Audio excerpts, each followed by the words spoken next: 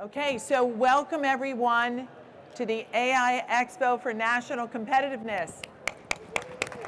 Let's thank Illy and all our friends at the Special Competitive Studies Project for putting this together. We're so glad you're here, and it's such an honor to talk to Elham Tabassi, who you guys know is the Chief AI Advisor for NIST. It's the most powerful and transformative technology of our time. You played such a critical role for so many years. Welcome, welcome, welcome. And I'm going to start by taking you back to that day that when ChatGPT came out. First of all, was that a surprise to you? First, thank you very much for having me. Delighted to be here, and great to see many friends in the audience.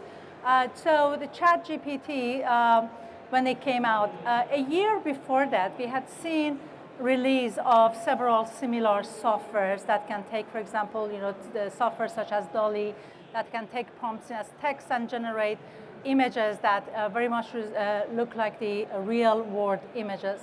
So we were kind of familiar with the technology, and about that time we are also working on finalizing the AI risk management framework. So we paid a lot of attention to where the technology is going, particularly with the eye towards making sure that the AI risk management framework can be as evergreen as possible. Knowing that the technology is moving really fast, we know that it's not going to be, revision is going to be needed, but we didn't want to have a very short shelf life. So AI RMF came out in January. In November, ChatGPT 3 went out.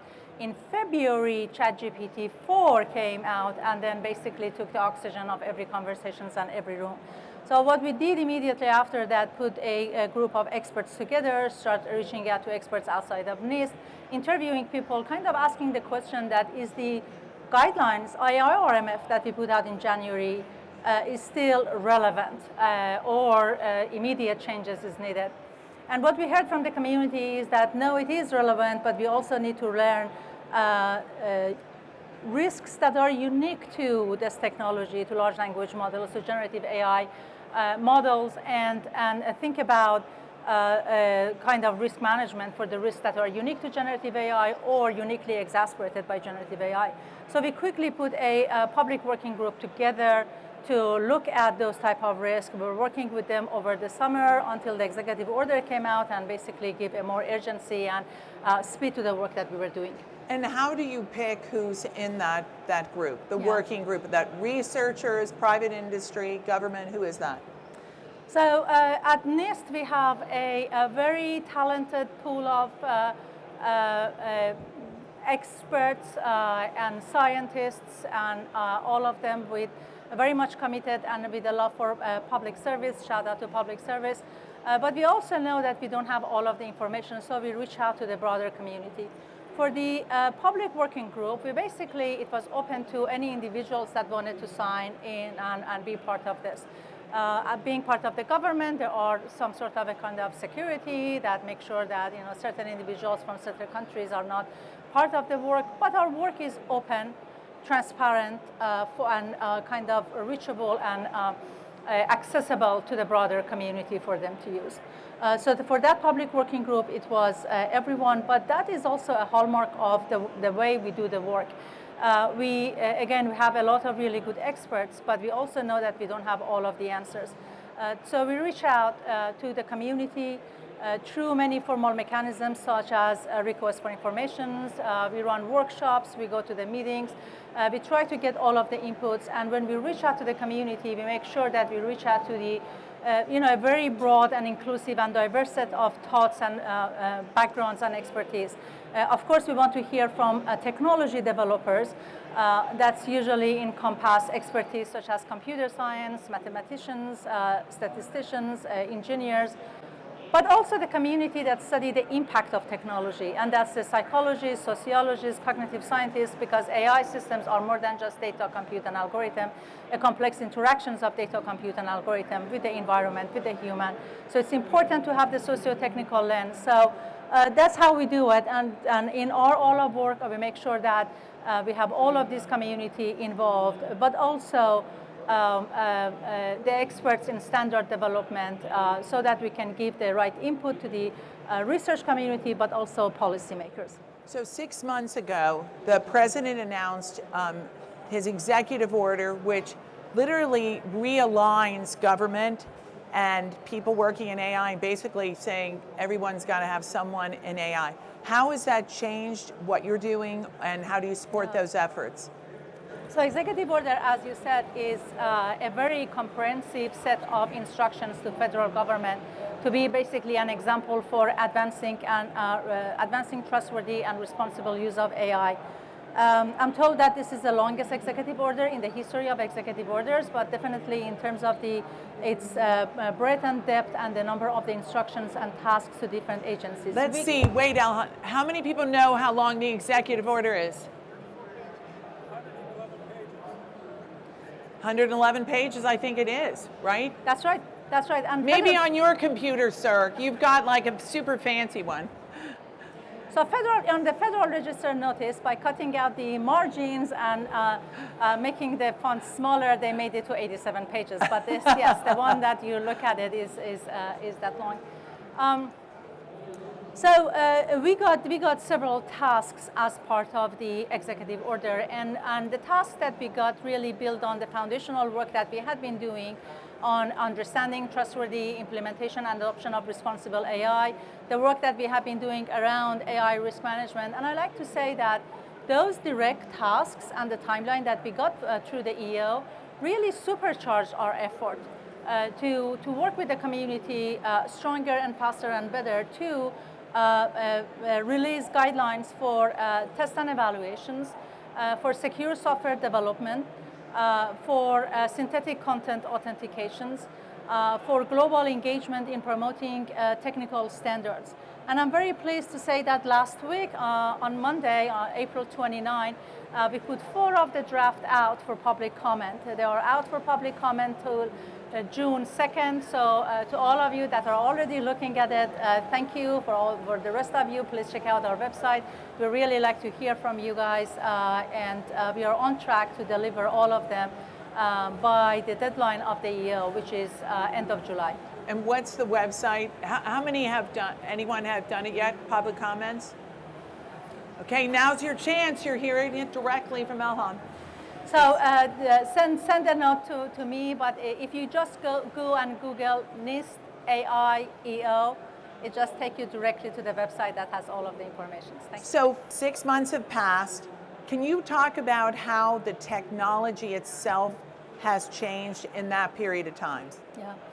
So the technology, the pace of change and also adoption of this technology is nothing like we had seen before. So the speed and scale of this technology is just one of the many challenges that we have. And this pace is, frankly, much faster than any evaluations, standard work, or even policy can keep up with that. So that all means that we have to work faster and work with the community harder, and also know that as all of these things changes, and that's really true for any scientific endeavor, we learn by doing. So let's just work together. Let's just figure out the challenges, come up with the solutions, and knowing that we need to iterate. We are not going to get the perfect answer. So we get some answers, we learn something, and let's build on that and do more. It sounds like an exhaustive process. How do you keep it all organized? I mean, are you on, I don't know, Excel sheets, Google Docs? Yeah. Do you like 10 researchers say this, 5 say that? How does that work, and how is it collated? All of the above and more. Okay. But I think a lot of us, I think it's the sense of the mission, and a lot of us really believe in what we can do to help this particular sort of the crossroad of the technology, science, and policy. And really, many of us really feel a moral obligations to make sure that the power of AI can be harnessed for good, while its negative consequences and harms can be minimized. So I think this compelling mission and the role that we are playing, but also seeing the impact of the work that we do. We put AI RMF out in January, and in weeks after that, we were hearing that people are implementing it and hearing good things about this. So these are all really strong reinforcement for us to keep going. And of course, the work of the whole community. So grateful for all the support. So managing the risks of AI what's the process for that? I mean, you guys really started it years ago when you put together the NIST framework, but where are you now on that? Yeah, I want to say a few things before directly answer your question. So we often hear that risk or safety can be in contradiction with innovation. But really what we are doing and have been doing all along is figuring out how to manage the risk and negative consequences of AI systems to unlock innovation, to harness the power of AI for good. So really that's what we're doing. This is the journey we are. And if you look at the definition of risk in the AI RMF that, as you said, we did it years ago, the definition of risk is a composite measure of the probability of an event happening and the consequences of that event. The consequence of an event can be positive, negative, or neutral. That makes, as strange as it sounds, risk can be positive, negative, or neutral. All this means that risk management becomes about maximizing the positive while minimizing the negative consequences at the same time. So when you're doing the risk management, the risk of not using AI, the risk of not using technology become one of the risks that needs to be understood and managed. So I just want to mention that all of these things is really to unlock innovations, to bring the community to work on the challenges. And our job is that through evaluations, through other work that we do, put some empirical knowledge and evidence on the limits and capabilities of the technology, quantify the risk and impacts that there are, so the community better know where to put the efforts on advancing research, advancing innovations, and tackling the challenges with risk management. So you're saying that innovation actually helps you with risk management? Risk management is really for innovation, yes. Yes, these are really, the better we know the failures of the technology, that's where the more innovations can happen. And we had done it with other technologies before at NIST. If you look at, for example, on the evaluations that we have been running for biometrics and face recognition, the first series of the evaluations that we did, face recognition algorithms fail if the person was not looking directly into the camera. That problem is solved, of course, because of the technology improved. But quantifying the failure modes, quantifying the risks, quantifying what are the problems with the technology really gets the developers, scientists, researchers back on the drawing board, back on the whiteboards to come with better ideas and innovation. Let's turn and talk about authentication. There's so many different points of view. Where are you coming back from on these issues? Yeah. Thank you. So this is important to say that at NIST, we don't have really preconceived answers. We do the science, we work with the community, and we let the empirical evidence and science leads us to the answers. So in this particular topic, which is a very important topic and a lot of really smart people are looking at that, we actually do have a task as part of the executive order that starts by just do a landscape survey of what are the techniques, measures, tools for synthetic content authentications.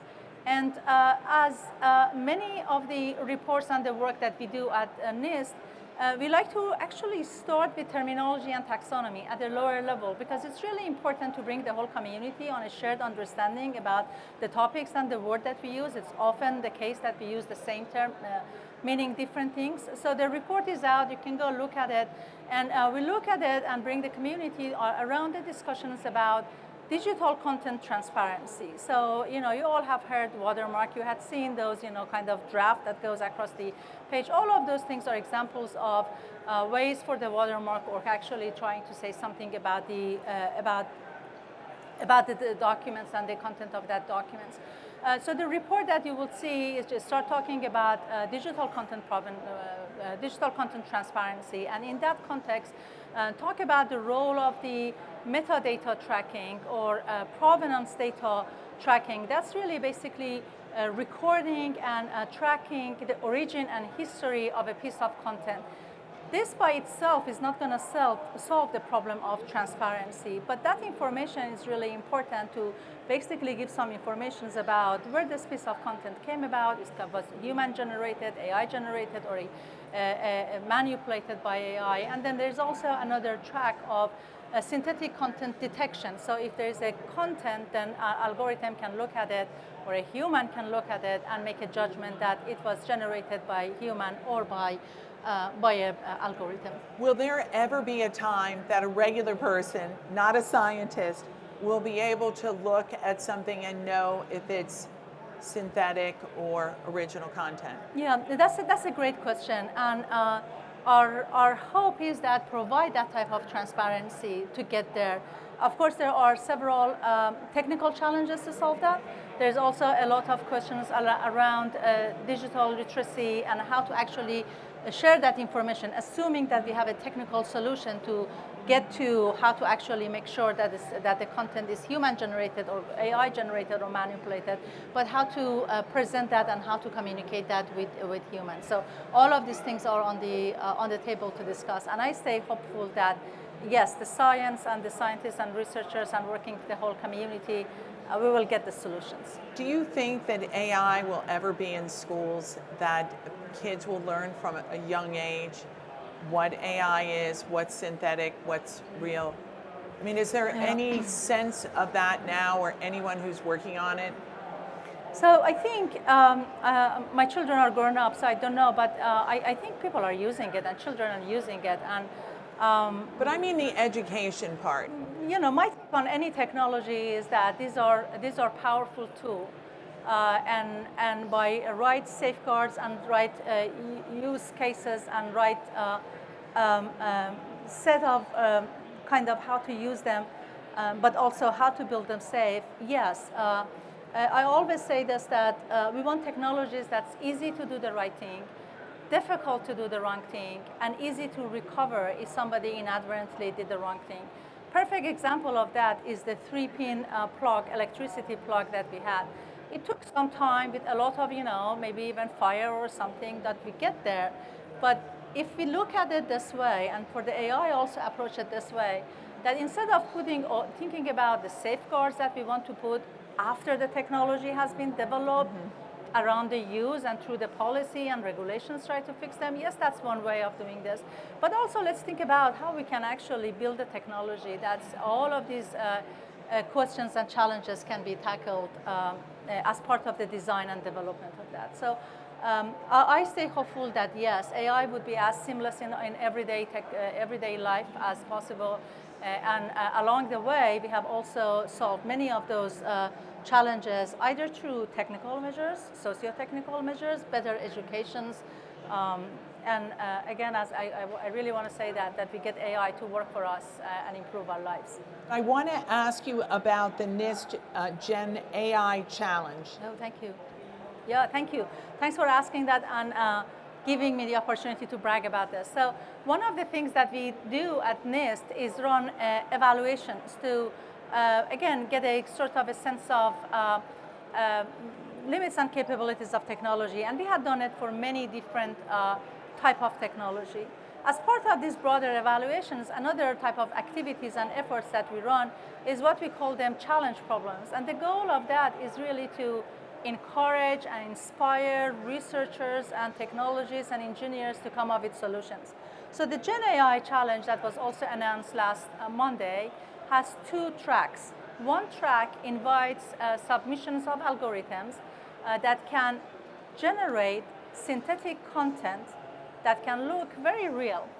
So the first track that we are doing is text to text. It gets a text and generate text, or it gets a series of documents and generate summarizations.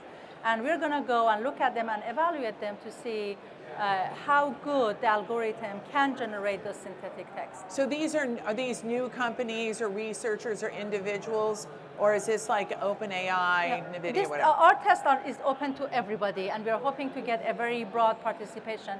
But the Gen AI has another track there too, and that's a discriminator that gets a piece of text and try to sort of make a judgment that this was generated by human or algorithm. So by looking at both of them and getting the best outcomes from the generators to the discriminators, or applying the best discriminators on the results of the generators, we are trying to basically do a sort of a blue team, red team to improve both of those things. So Participation is open to everybody. The only thing is that they had to be able to kind of implement the API that we have. But if I can judge from the past evaluations that we run, industry participates, academia participates, small and medium-sized companies participates, and that's really our job, kind of convene the community around problems and challenges that are that is relate to all of them and try to advance them. Are you concerned about China or other bad actors participating in this program?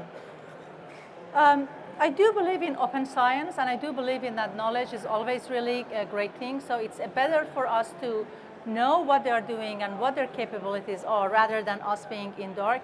But as I said, as part of the participations, the entities that sign up for our test go through some vetting process, regular government vetting process. And if they are foreign nationals, they go to extra vetting process that's done by experts at NIST or outside of the NIST to make sure that national security is considerations is all preserved. And how big is your team? This sounds like a heavy lift, don't you guys think?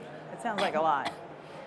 So our team is growing, and we like to grow more. I always say that we are really limited by the number of the hours in a day and the number of the people that are working on this. And there's only one degree of freedom in that equations and the number of the people. But we also increase our capacities by working with the whole community. So when we put the document out for public comment, and we hear from hundreds of entities and organizations outside, this is that really expanding our capacity. And recently also, many of you know that we established or stood up a consortium as part of the Safety Institute, and the number of the entities that are part of the consortium are around 270 and increasing. So that gives us another way of really working with them. And who were the 270? Basically, I want to say almost any actors in the AI. All of the big names of the industry are there. We also have smaller businesses that are making tools or working in this area. We have universities, we have civil society, we have experts from the verticals, healthcare, finance, all of them.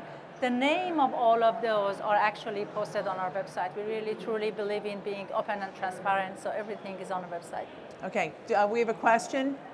You talked about putting a watermark on things that have been created, let's say, synthetically or in some way that they're not appearing, naturally or genuinely. What happens in the case of the upcoming presidential election when we have foreign countries like Russia, for example, and others putting AI developed images and other things out there that contain misinformation and are misleading? And what can NIST do about it? And is that something you're working on? Thank you for the question, and that's a really important topic. I want to say a few things first, that NIST is a non-regulatory agency, and our job is really work with the community to develop guidelines, run evaluations, advance measurement science and standards that make technology more reliable, more robust. We don't do any certifications, and again, we are not regulatory. So in the context of the synthetic content and digital content provenance, we're really working with the community to understand what's happening right now, what's the knowledge space looks like right now, and then after that, work with the community on developing possible guidelines for those reasons. So development of the guidelines is not something that we are currently doing, but your question is a lot broader than that. Your question gets into misinformation, disinformations, and distributions of those type of informations, which is several steps away from the work that we are doing. Those are really important conversations, but our work doesn't get into misinformation and disinformation. So as I said, for example, content provenance can give informations, provide in transparency about origin and history of a content. By itself, doesn't quite ensure or assure trustworthiness. Where in the federal government would you say is focusing closely on the misinformation, disinformation issues that we're all going to be facing? That's really CISA that's doing that. Jen Easterly and her team at CISA. Any other areas? I would say that there are, there is work across the government agencies that are working on this. Definitely CISA is one of them, more on the operational side. CISA has the responsibility of basically looking after elections being fair and robust. But our job right now is more around, again, everything that we do is around technical guidance and socio-technical guidance, but we are several steps before. Is there another question? So you mentioned that there are positive and negative risks. Are there one or two of each of those that you'd be able to share with us from kind of the scientific data perspective? Yeah. I mean, there's some obvious ones, content, but just from your perspective, are there one or two that you could share at each? Thank you. So in the AI RMF, we actually come up with trustworthiness characteristics. So it's sort of the flip side of the risks, and it talk about the characteristics of the system that you want to see to make them trustworthy. So if you want to talk about risk, some of those things becomes, for example, harmful bias, that AI systems can exacerbate the inequities in the society and all of those. And if I want to say a positive kind of risk of AI systems is, broader access to for example, a lot of resources. I also want to say that as part of the executive order tasking that we had, one of the 4 documents talks about the 12 risks that are sort of unique or uniquely exacerbated by generative AI. So hallucinations, giving violent or toxic recommendations, all of those things are being listed as part of that. But other things are, for example, things such as data privacy, information security, information integrity. These are all the risks. Has there been any progress on hallucinations? I've read some recent stories in the last couple weeks that the hallucinations are in a decline. I mean, if that's something you can really address. That's a good news if that's being declined, and I think that's what happens when we have more information about where the systems fails, and that's sort of positive feedback that I talked, that developers use these things, go back to the drawing board. We haven't done at NIST we like to have real empirical data to talk about it, and we haven't done that test yet, but yeah. Could I ask a follow-up to that? Please, go ahead. So, from a generative AI perspective, part of the challenge is that federal agencies have very clearly, legally reviewed content that is available on their websites, whereas a Gen AI may actually interpret that and then explain that in plain language or in a different language even. Is there any risk that you see or that you're tracking in that alteration of approved language? If your question is about LLMs getting a text and then provide a summary of that, and if the summary is accurate, hopefully the Gen AI challenge is going to look at that. So stay in touch. Thank you. Okay, all right, one final question. What about the plan for global engagement? Because it's hard enough to get everyone in the United States to be on the same page on anything, let alone AI. So how are you working on the global engagement side? Yeah, that's a great question, and thank you for that. So another task that we had as part of the EO was developing a global engagement for promotion of AI standards. AI standards is becoming more and more a topic of interest to, and I keep saying it, I go to the standard meeting since 2005 and everybody rolled their eyes because it can be a very boring topic, a lot of discussions, but it really warms my heart that now standard is a really important topic, and some area on AI standard ecosystem is where that can really inform AI actors on how to enforce and implement a lot of regulations. So, for example, we have seen EU AI Act passing regulations or any other regulations. They stay at the text of the law stays as very abstract level of AI must be non-discriminatory, AI must be safe. they don't get into explaining or saying what they mean by non-discriminatory, what they mean by safe, or even more importantly, how can we test and assure that it is safe or non-discriminatory? And in the absence of having an ecosystem of standards that address these questions and provide tools on how to look at these problems, these questions can be adjudicated in courts, and that's not the way we want it to go. So in the global plan for engagement in standards, we talk about activities before, during, and after standardizations with a lot of emphasis on AI is a global technology, data doesn't know border, technology doesn't know border, and we need to work with the partners around the world to advance kind of one set of interoperable standards, one set of rule of the roads for AI safety that helps with more interoperability across the borders, that can improve trades, that can improve the science, and ultimately the more economic growth and prosperity for everyone. That is fantastic. Thank you, Elham. Okay, I want everyone in here to stand up. Elham, come on, we're going to stand up. And I want you guys to all, come on, stand up, get your phones up. Let's move. It's an AI Expo. You have to move fast. Okay, and I want you to put your phones up and take a picture of Elham. Come on. God. Yeah. Just stay right there because she started all. Okay, and now take a picture, everyone together. 1, 2, 3. Okay, now everyone turn around and get yourself in the picture with Elham so you can say you were at the AI Expo with the Chief Technology Officer of NIST. Thank you, Elham, so much. Much appreciate your time.